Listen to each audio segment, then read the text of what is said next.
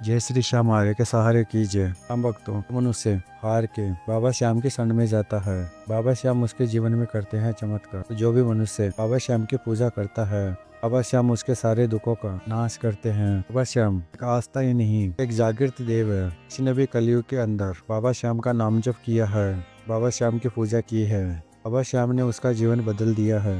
ऐसी एक सत्य कहानी आप सभी श्याम भक्तों के लिए हम फिर से लेकर आए हैं। श्याम भक्तों, बाबा श्याम अनेकों चमत्कार करता है अपने भक्तों के जीवन में। आज की जो सत्य कहानी है वह मोहन जी की है। मोहन जी एक गाँव में रहते थे।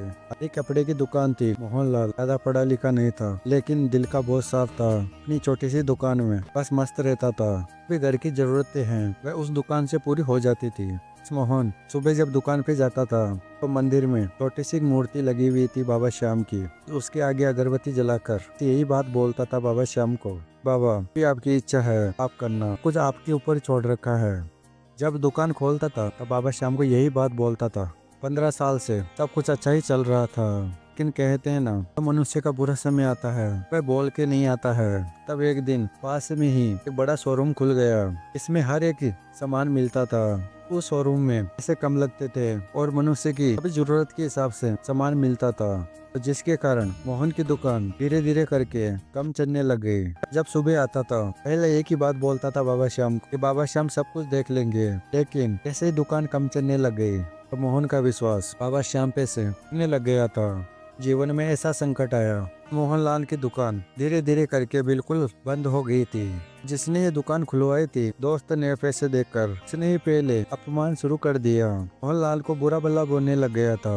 पूरे बाजार में मोहनलाल की बेइज्जती हो गई। तुम्हारा कारोबार तो इतना अच्छा चलता था, क्या हो गया है तुम्हारे कारोबार को? तुम तो बस बोलते थे कि मेरा बाबा श्याम सब कुछ देख रहा है, क्या हो गया है? यही लोग बोलने लगे। उस दिन मोहनलाल की आंखों में आंसू आ गए, लेकिन मोहनलाल की आंखों में बस बाबा की प्रतिमा थी। बाबा श्याम का नाम जप था। जय श्री श्याम। एक दिन रात में भी घर वाले सो गए थे। मोहनलाल बाबा श्याम के प्रतिमा के पास में जाकर बाबा श्याम को बोलने लग गया रोते रोते, हे बाबा श्याम, मैंने इतने दिन आपसे कुछ भी नहीं मांगा है। और पूरी रात भर बाबा श्याम के सामने रो रहा था। बाबा श्याम को बस यही बात बोल रहा था, बाबा श्याम मेरे जीवन में इतना बड़ा दुख आया है, वह आपको ही समाप्त करना है। यही बोलते जा रहा था। अगले दिन घटना घटी जब बाबा श्याम के सामने सुबह अगरबत्ती जला रहा था, तब उस अगरबत्ती के धुआं बाबा श्याम की प्रतिमा बना रही थी। तब मोहनलाल ये देखकर मोहनलाल को बाबा श्याम पे विश्वास हो गया था। बाबा श्याम मेरे साथ में हैं, वे मेरे को संकेत दे रहे हैं, बेटा तुम घबराओ मत, तुम्हारे साथ में हूँ। ये संकेत मिला,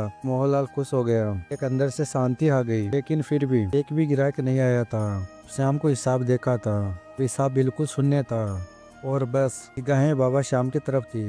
बाबा श्याम को बस यही बात बोल रहा था मन ही मन, हे बाबा श्याम, अब मेरी इतनी भी परीक्षा मत लो, मैं अब परीक्षा नहीं दे पाऊंगा, मैं हार चुका हूँ, अब तो हारे के सहारे हो, तब मेरी हार को जीत बनाना पड़ेगा। यही बाबा श्याम को मन ही मन कह रहा था। अब घर पे गया था मोहनलाल। अब मोहनलाल की पत्नी ने कहा कि क्या करेंगे, हमारी दुकान तो चलना बंद हो गई है। तब मोहनलाल ने कहा कि तुम बाबा श्याम पे विश्वास रखो, बाबा श्याम सब कुछ ठीक कर देंगे। आगे मोहनलाल की पत्नी ने कहा कि हम लोग बच्चों की फीस टाइम पे नहीं भर पा रहे हैं, घर में राशन पानी भी नहीं है, तुम्हें बताओ हम क्या करें? अब सुनेगा हमारी बाबा श्याम। मोहनलाल ने कहा कि धैर्य बना के रखो, बाबा श्याम पे विश्वास करो। तब एक दिन किसी ने आकर मोहनलाल को कहा कि मोहनलाल तुम्हारी ये हालत हो गई है तो कहते हो कि मेरे बाबा श्याम मेरे साथ में हैं, क्या हो गया है? तुम्हारी तो दुकान बंद हो गई है। ये बात सुनकर मोहनलाल को बहुत बुरा लगा, तो मोहनलाल ने बस श्याम से बस एक ही बात कहा कि बाबा श्याम मैं परीक्षा नहीं दे पाऊंगा, हार चुका हूँ, परेशान हो चुका हूँ, तो आप मेरे जीवन को बदल दो, मैं थक गया हूँ इतने दुख से, तो आप मेरा सहारा बन जाओ बाबा श्याम। इस आसमान की तरफ देख के यही बात बोल रहा था मोहनलाल। उसी वक्त तेज हवा चलने लग गई थी। बाबा का झंडा हवा में फड़फड़ाने लग गया था। अगले ही दिन मोहनलाल को नोटिस मिला। मोहनलाल दुकान का किराया नहीं दे पा रहा था, इसके कारण मोहनलाल के मालिक ने उसको नोटिस दे दिया। कहा कि 1 हफ्ते बाद मैं तुम्हारी दुकान खाली कर दूंगा, या तो तुम किराया दे दो। मोहनलाल के ऊपर एक से एक दुकाना शुरू हो गया था। मोहनलाल घबरा गया था, दुखी हो गया था, अंदर से उड़ चुका था। मोहनलाल के समझ में कुछ भी नहीं आ रहा था, मैं क्या करूं? पता नहीं बाबा श्याम कब सुनेंगे मेरी।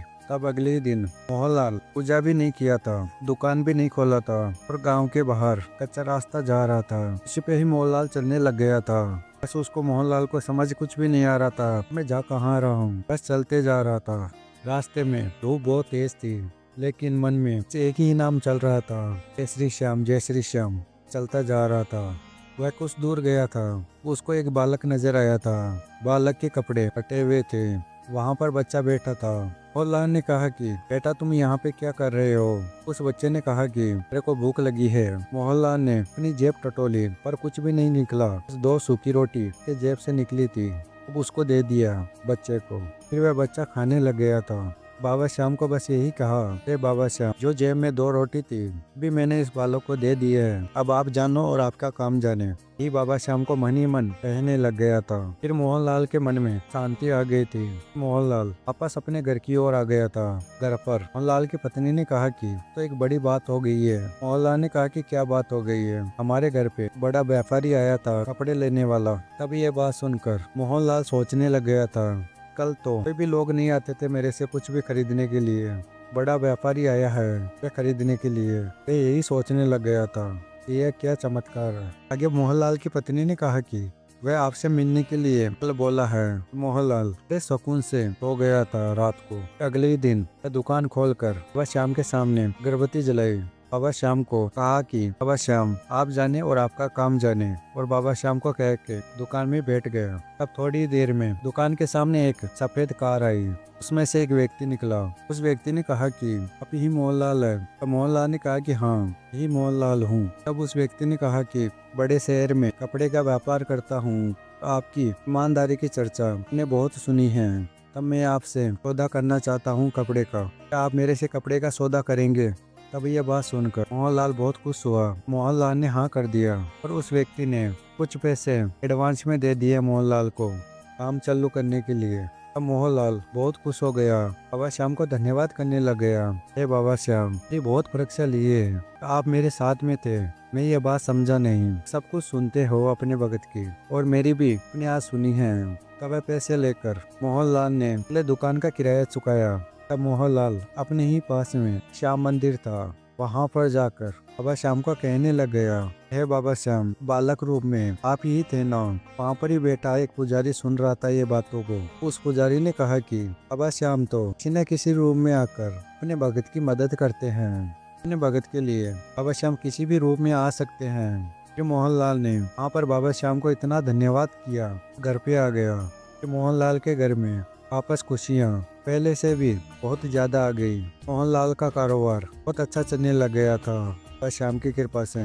यह सच्चा अनुभव यही सीख देता है, जो मनुष्य बाबा श्याम पे विश्वास बना के रखता है, कितनी भी बड़ी परेशानी जीवन में आए फिर भी बाबा श्याम पे विश्वास वो मनुष्य रखता है, बाबा श्याम की कृपा से उस मनुष्य के जीवन में होता है चमत्कार। बाबा श्याम कई बार अपने भक्तों की परीक्षा भी लेता है, बस वह यही देखता है कि यह मनुष्य मेरे पे कितना विश्वास कर रहा है। जो मनुष्य परीक्षा में पास हो जाता है, बाबा श्याम पहले से भी लाख गुना उसको देता है। पर बाबा श्याम पे विश्वास की आवश्यकता है। तो श्याम भक्तों, आज हमने सुनाया मोहनलाल की सत्य कहानी। यदि बाबा श्याम की महिमा आपको पसंद आई है तो बाबा श्याम के लिए इसे लाइक अवश्य कर देना, और अगर आप नए आए हो इस चैनल को सब्सक्राइब करके और भी श्याम भक्तों के साथ में इस बाबा श्याम की महिमा को शेयर करना। श्याम भक्तों, मिलते हैं अगली वीडियो में और सच्ची कहानी लेकर, बाबा श्याम की महिमा लेकर। हमारी बाबा श्याम से यही अरदास है कि आपके ऊपर और आपके परिवार के ऊपर अपनी कृपा बना के रखे।